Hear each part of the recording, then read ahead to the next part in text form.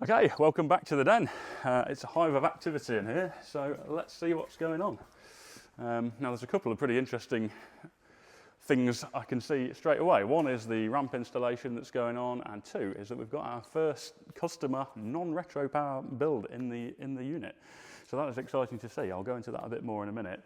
What I wanted to cover first actually was what we're going to be offering here in terms of mechanical servicing work. Obviously I've alluded to the fact we're doing that, and the main reason for taking on this premises was so we had a facility to do ongoing servicing work on RetroPower customer builds. However, we are also going to be offering those services to the wider audience, the general public. Essentially targeting people who have got unusual, interesting, modified cars, classics, resto mods, cars where you essentially want somebody with a lot of specialist knowledge to look after that car, somebody who is used to working on that kind of car.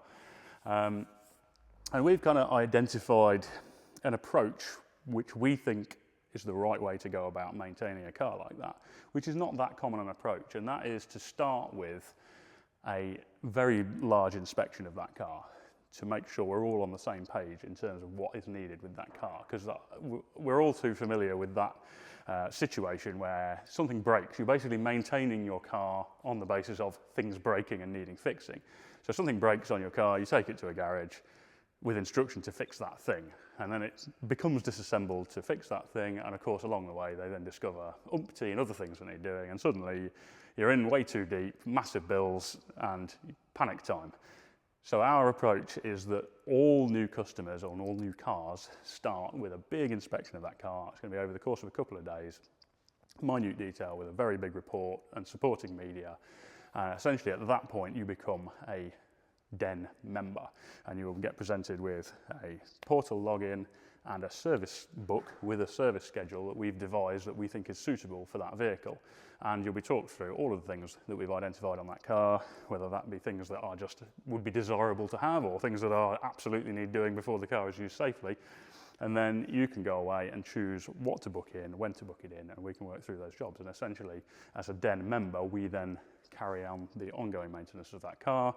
You have a service schedule that we can work to, you can book in appointments to suit you, and that's the way we want to work. So it's more akin to the type of service you'd expect when you were buying a brand new, performance car, supercar, whatever it might be, but applied to much more niche vehicles.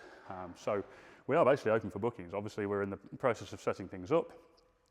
There's also going to be an individual in charge of this mechanical side who we will introduce over the coming weeks. But needless to say, this individual is as competent, as experienced as Nat, me, any member of the RetroPower team, if not more so. And certainly somebody you would want to entrust your vehicle to. So yeah, if you want to discuss the options, drop us an email, info@thedenautomotive.co.uk.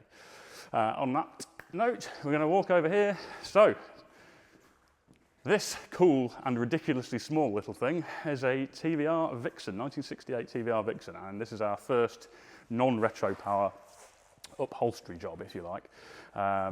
Richard will talk about this a little bit more in a minute, but I just wanted to dwell on the car itself, which is just such a cool thing. I always automatically associate TVRs with V8s, but they weren't. This early days, this was a four-cylinder. These had a Kent Crossflow in. Previously to that, they had the old MG B-Series engine in them. Of course, you will have seen these racing with V8s in a lot of historic motorsport, but under the name Griffith, and of course that's the sort of birth of the Griffith name, which was actually an American guy, a car dealership owner in America, who was importing some of these, decided to put a Ford V8 in it and call it the Griffith, and a sort of almost a legend was born from there. But yeah, these cars were four-cylinder. This one's now got a 200 horsepower Ford Zetec in it. And in something this light and this small wheelbase, that is the recipe for a huge amount of fun. I mean, that's basically that pure car format that gives you the ultimate driving machine. Engine back of the front axle line, very light, very compact, front engine, rear wheel drive, 200 horsepower in a car, sort of this light is just masses of fun.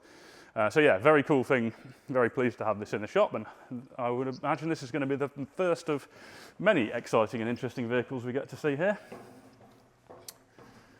I'm going to just sweep past Richard in his work area. He's been working obviously on the interior parts for this, and he's also been carrying on with some of the Allegro interior, the door cards, but I will get him to talk about what he's been up to. How's it, everybody? Good to see you. As you can see, I'm in the new premises, absolutely stoked. What do they say? Good things comes to those who wait. So yeah, here's the proof. Very happy, absolutely loving it. So yeah, we're going to show you some cool stuff from these premises, and can't wait to see you at the opening day. What have I been busy with? Allegro, that's going on in the background.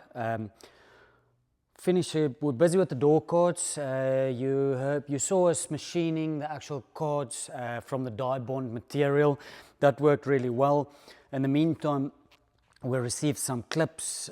We decided on a design. We received the speaker grills, which looked absolutely great, and that allowed me to start putting it together. So we've got the machined speaker grill, a 3D printed bezel for it, a card, and then just a one-to-one printout of the door handle, because we're still waiting for the actual handle. That's also a machine bit, and then the rest of it's going to be 3D printed. But this allows me to just see the footprint on the card, and then we can get much further, and by the time that goes on, let's do that separately, and then we just put them together.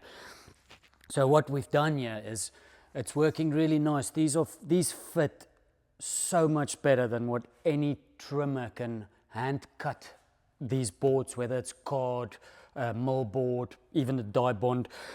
The router machine just does it. The precision is, way better. So basically all we did then was putting a high density foam, a low density foam, which allows us to cut some grooves out, as you can see there, where we then stick the seam. That gives us a bit of definition into the panels, and also most importantly, it allows us to hide the clips. That's usually a big problem that everybody battles with. In this case, after going through numerous clips, there's a place called Vehicle Clips, Automotive Fasteners. Great if you're ever looking for some clips. They've got thousands of different clips. These are actually VW van headliner hidden clips is what they're called, and basically what they allow you to do is it's a twist in, so you could just drill a hole dead center. You simply twist it in, and you don't have to worry about those keyhole clips that they're very difficult to line up and all that. So these also, it's got a double fin. You twist it in, and then the clip holds itself. So even if I push from the back side, it doesn't create a bump, and that's what we were trying to avoid. Usually when you just use some of these clips and you put them in, you can see the witness marks where these are working out really good. And with us putting all the right foams in the right places and the right hole sizes, we've created a bit of play on the clip, because they need to sort of self-position them as you clip this thing in, and they're strong enough so we'll be able to take this door, put it on and take it off again without any hassles. So very chuffed with that. Fits really nice. Can't wait to fit them in the car so we can see it with that beautiful color that the car is going. So yeah, that is it. I think I'm going to leave it there.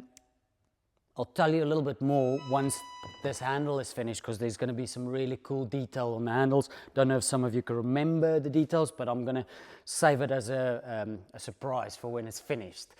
Next up is the TVR that we're busy with. So cool little car. Cal introduced the car. I'm not going to go into that.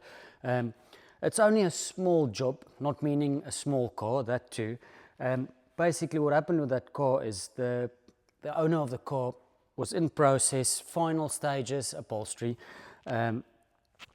Due to reasons, the upholsterer couldn't finish the job, and then he contacted us and we basically finished it. So thank you for entrusting us to finish the job, because the work that has been done really good, and the car is looking nice on the inside. So what we're doing here is there was a small little bit on the rear parcel shelf carpet that need to be trimmed to shape. It was just work in progress where it was made, and then it's those final adjustments. So we dealt with that. We're gonna do a center console, just the top fascia bit, and then develop some gaiters and boots. You can see that's a different color, so that's obviously my first little sample. Bit of an odd shape for a handbrake boot, but the way and the depth and the way that lever works, so we'll see, but I'm sure you'll see the final outcome, but that's just the first off. So trimming that, couple of door cards that we need to finish off. The customer actually supplied the really well properly made cards with clips and the material, so all that was left for me to do is basically trim them quickly, make up some map pockets, which then just get a wire through, gets done. I think Jamie's got a shot of the one of the door cards that's done. Yeah, chuffed with that. That comes good. He supplied some box weave vinyl for the inside, so he's got some nice textures, some nice lines, works with the car. So that's in there, and then the final job will be the roll cage. He wants me to do a leather cover of the roll cage, so that's it. So yeah, really small job. It's coming out nicely. Jamie will get some final shots when it's done, and yeah, it's a fun little project to work on for the first one and get the gears well greased and working. So I'll see you guys next week. Thank you, Richard. And I will leave him to carry on working. We'll sweep round into what is gradually taking shape to be our kind of lounge and part of our event setup. So in here we're going to have some more tables and chairs around here. We'll have a TV on this wall. We will have cameras and microphones such that we can do some quite cool sofa chats, potentially going to launch a podcast series, which I'm very excited about. And that actually leads me on very nicely to the fact that we're going to do an opening event. So on the 21st of September, we're going to have a grand unveiling, shall we say, of the den. What our intention is to have a lot of extremely cool cars downstairs. We're going to curate is a better word, a display of awesome cars outside in the yard here as well. We're going to have a series of well-known people who are going to host the day, do various chats on camera in this very place here. We'll have food, we'll have drink, we'll have music. It'll just be an awesome day. So what I would like to do is get people to register their interest, because I need, from a catering point of view and an organisational point of view, to know roughly how many people are going to be at that event. Now, anyone is welcome along, but if you could go onto our website, thedenautomotive.co.uk, there's a link on there to a form you can fill in, just to fill in your basic details, how many of you are coming and what car you might be bringing, and then we can get a handle on numbers. We can also contact you to give you any further information about the event. If your car is one that we're interested in having displayed in a certain place, we will also get in touch with you about that. So yeah, super excited. 21st of September, huge event here. If you're in any way into cars, you need to come along. Go onto the website to register your interest. And on final note, keyrings. So I think it was 2 weeks ago now, I introduced a new range of retro power keyrings, thinking, oh, we've got 100 of these made, they'll take ages to sell. And they sell pretty much instantly. Basically, the desirable colours sold in like 2 hours, and then by the next morning, everything had gone. So I've had another batch done. Now I'm keen to keep these limited edition, so they're a slightly different design, and we're basically going to do a series of different variations of the same logo and colours, but in different shaped keyrings. So if you go onto the Retro Power website, into the shop, I think we've got 150 at this time, and we will carry on going forward doing limited runs of 150 of each design. So if you want to go on there now, on your marks, get set, go buy keyrings.